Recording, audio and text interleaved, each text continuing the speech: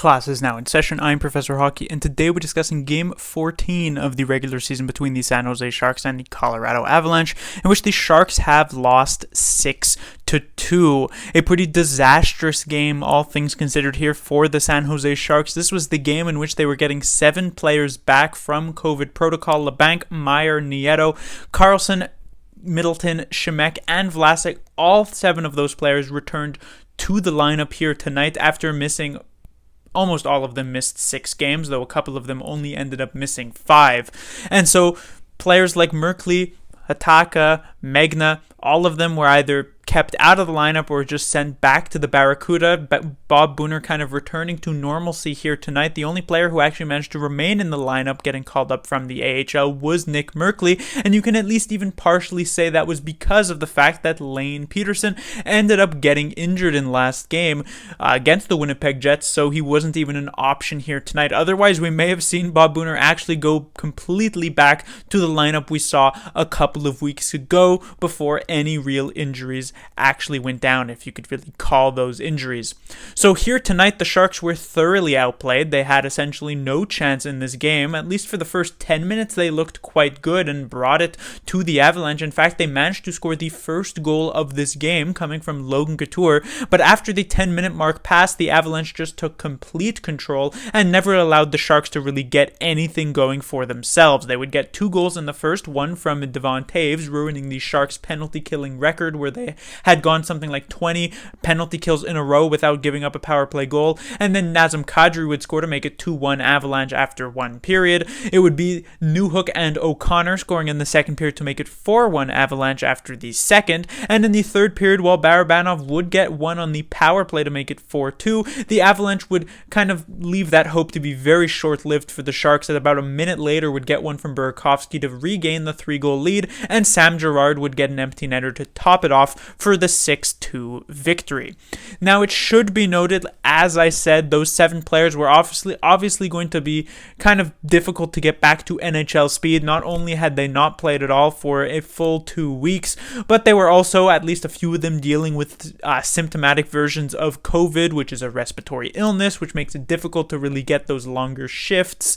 You kind of get hunched over for air much quicker than if you were doing it normally. And then, of course, the fact that the Sharks were playing in Denver, Colorado, which has a much higher altitude than most other NHL cities. I mean, just to put things into perspective, San Jose is 82 feet above sea level, while Denver, Colorado is 5,280 feet above sea level. And of course, for, scientific reasons that there's no reason to get into in this video, it is much more difficult to get oxygen into your lungs at higher altitude than at lower altitude. So it's more difficult to play in Denver, especially when you're dealing with situations like the Sharks were with those COVID bouts. So there were obviously some excuses that you can give, but this does not excuse the other, 13 or 14 other players who didn't have COVID and still looked quite bad here tonight. So just generally, the Sharks it was an easily forgettable game, I guess you could say, right? By the time the Sharks are on the charter flight to their next city to play in, which is Minnesota, they will like to put this game in the rearview mirror, because there's nothing good to take out of it besides maybe the first 10-minute start to say, hey, we should start the game like that, and then maybe play the next 50 minutes like it too. On to the lineup, which I was considering not even talking about here in this video and making this one a rather short review video, but I guess I should anyway. This is because the fact that at best there were a couple of players in the Sharks lineup who were average, who had an okay-ish type of game, while the vast majority of the other ones were quite bad here tonight. And speaking of average, that is exactly what this first line was. Meyer, Couture, and Dallin were reunited as a first line because Meyer returned from his bout with COVID and the COVID protocol, and this was probably the Sharks' best line of the night, though that's not saying much. Besides in, the obvious strong 10 minutes, in the second and third periods, this line still had maybe 2-3 chances that were actually pretty good, but they didn't really generate any sort of consistent offensive pressure, and it's not as though they looked nearly as good as they did earlier on this season. So while they were the Sharks' best line, when you're kind of, the best line in a terrible game, it's not necessarily the greatest thing in the world, so I guess it's a plus, but not really. Onto the second line, though, in stark contrast, while that first line was the Sharks' best line of the night, this was definitely the Sharks' worst line of the night. Balcers, Hertl, and Barabanov just looked completely awful here tonight. I mean, this third goal was just a microcosm of their effort throughout these, I guess, 50 minutes, you could say. They just could not clear the zone for the life of them. Balcers and Barabanov and Hertl as well were just giving the puck away like it was candy on Halloween night, and the Avalanche players were trick-or-treaters. It was actually so terrible to watch that, I had to close my eyes almost to avoid having to watch what an awful shift that was. And the rest of the game was not really much better either. So while Barabanov obviously did score a power play goal, this was a line that definitely needs to be much better in the future for the San Jose Sharks. I talked about them a few times over the past few games, that each of those players had been pretty uniquely good in specific games. Balcers had looked good by himself, Hertl and Barabanov similar, but they haven't really managed to put a cohesive line together. I mean, earlier on in the season when you watched Couture, Dahlin, and Meyer, they were an absolute well-oiled machine, just sort of Harlem globetrottering it, I guess, if that's a verb or something, around the ice. When it came with Hertl, Barabanov, and Balcers, we never really saw that, even when each player was looking uniquely good by themselves. So hopefully, with some more time, I guess, they can put something together, but this was definitely not a good night for them. And when it comes to the bottom six, they definitely did not stand out in a good way at all. Each line, I guess, had one good chance. Weatherby in particular had a completely wide open net to shoot out, but ended up shooting it into a defenseman instead of actually shooting it into the empty net. Otherwise, these guys were not particularly reliable defensively, kind of also managing to give the puck away at every single possible moment, but I guess they weren't as awful as the second line, so that's a positive.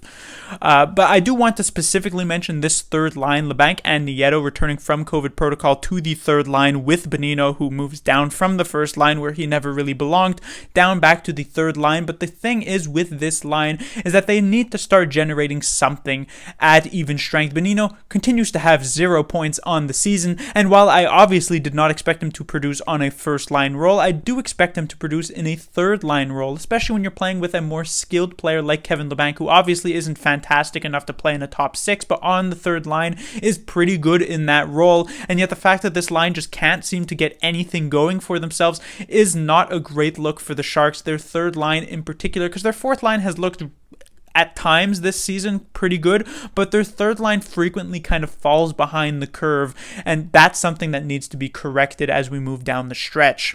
Onto the defensive side of things, we have Burns and Ferraro. These two defensemen had done a very admirable job during the absences of the other four regular Sharks defensemen. When Merkley, Magna, Hataka, and Milosh were all on the team, those two players played at times 30 plus minutes a night to try and, keep the Sharks alive and shelter a bit those more inexperienced defensemen, and they usually did quite well in that role. So here tonight, while obviously Burns and Ferraro are still playing a ton of minutes, while they didn't look all that great, they also were kind of a culprit of making some pretty bad giveaways, though the forwards on the ice definitely didn't do them any favors. I mean, on that third Avalanche goal, when it was Balcers, Hertl, and Barabanov just looking completely lost like headless chickens, Burns and Ferraro ended up eating a minus in that situation because they were the two defensemen on the ice for that situation. So I'm not as mad at them as I am of, let's say, that second line because of how good they did look in those previous 6 games, but just to say, it wasn't a great night for those two players. Middleton and Karlsson coming back from COVID protocol were probably the Sharks' 2 best defensemen, though as I mentioned, they were rather sheltered in tonight's game, not really getting a ton of minutes. Karlsson only getting about 19 minutes here tonight, and not a ton of defensive zone starts either. So while they didn't look particularly bad, there also wasn't necessarily much going for them offensively or anything, so it was definitely a game that's kind of getting them back up to NHL speed after they did miss those 2 weeks. The fact is that there were 7 players having to do that here tonight, which was a big reason why the Sharks ended up losing. On to the third pairing, however, while Middleton and Karlsson still looked okay, Vlasic and Shemek looked just completely awful. There were some Sharks fans who were theorizing that maybe a player like Hataka or Merkley or Megna could step in place of one of Shemek or Vlasic for tonight's game, but instead Booner goes back with both Shemek and Vlasic, and that clearly ends up being the incorrect decision here tonight because both these players looked completely awful. In particular, Market Ward Vlasic looked even more awful than Shemek did. It was just a very hard defensive pairing to actually watch here tonight, especially against a speedy team like the Colorado Avalanche. They were completely exposed. I feel like this was probably their worst game as a pairing thus far this season. So if there was a time to make a change, it would be now, but knowing Bob Booner, he'll probably stick with these two players. And finally, to talk about the goaltender Adin Hill, it wasn't a good night, obviously, when you let in 5 goals, though I don't think it was completely awful. He was definitely not the only reason the Sharks lost this game, but he was obviously a contributing factor to that. If we were to go through the goals here, he had a chance, I guess you could say, on the Taves one. Kind of reminds me of the Nate Schmidt goal against the Winnipeg Jets a couple of days ago that Reimer let in, though I was much more forgiving with Reimer because he's been much better than Adin Hill thus far this season. So Hill definitely could have had that one. He kind of overplays the Kadri goal, though this was definitely a massive defensive breakdown. The New Hook one, he doesn't really have much of a chance on at all. The O'Connor one was a breakaway. Then the Burakovsky one, he doesn't have much of a chance on. So, as I said, not a terrible game for Hill, but he also could have done better. And that will do it for this review. The Sharks will be back in action on Tuesday, where they will take on the Minnesota Wild. The Colorado Avalanche, I had pointed out at the end of last video, were a team that were struggling, though that was more so them struggling near the beginning of the season. For the past 4, 5, 6 games, they've been significantly better, and they showed that here tonight, just completely running over the San Jose Sharks like they weren't even there. The Sharks are now coming up with an equally as difficult team to deal with, the Minnesota Wild, who have also looked quite solid thus far this season, so it's going to be another challenge, and hopefully the Sharks can look better than they did here tonight. It would be very difficult to look worse. Class dismissed.